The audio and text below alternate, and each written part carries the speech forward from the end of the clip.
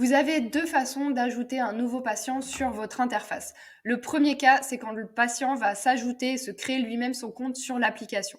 Donc dans ces cas-là, c'est le patient qui télécharge l'application, il se crée un compte et il va ajouter votre identifiant diététicienne. Donc votre identifiant, il est toujours sous la forme @prénom.nom et c'est ce que vous devez relever et communiquer à votre patient pour qu'il puisse vous identifier dans l'application.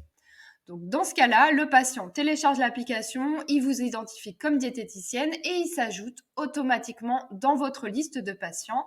Vous recevez une notification qui vous indique qu'un nouveau patient vous a ajouté sur l'application et vous verrez la petite coche à gauche qui indique que l'application a été installée pour ce patient-là. Et puis, il y a un second cas, c'est quand vous décidez d'ajouter vous-même le patient, de créer vous-même le patient. Donc dans ces cas-là, vous cliquez sur le bouton Ajouter un patient. Vous rentrez son nom, son prénom, son email. C'est les 3 champs obligatoires pour la création d'un compte patient. Le reste, vous n'êtes pas obligé de le compléter. Soit c'est le patient qui le complétera lorsqu'il aura téléchargé l'application.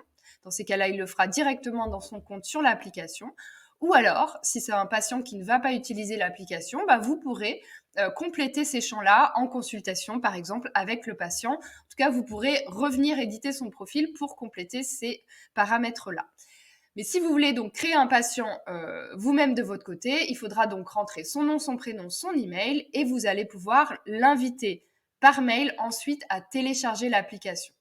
Quand vous créez un compte vous-même, vous allez le retrouver dans votre liste de patients. Vous verrez qu'il n'y aura pas la petite coche à gauche qui indique que le patient a téléchargé l'application.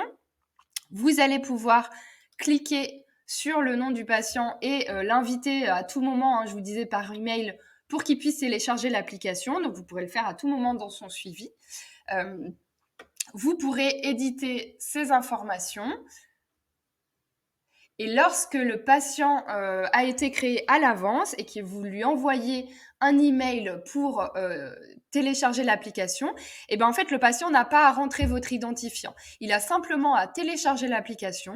Il va devoir indiquer l'adresse mail que vous avez utilisée pour la création de son compte. Ça, c'est hyper important. C'est-à-dire que c'est l'adresse email qui va faire que nous allons reconnaître que c'est un patient déjà créé dans la base de données. Donc, il faudra qu'il utilise évidemment l'adresse email que vous avez choisie quand vous avez créé le compte pour s'identifier sur l'application.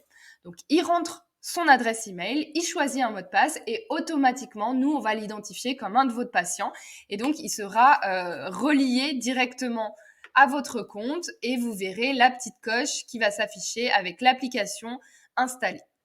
Voilà pour l'ajout du patient.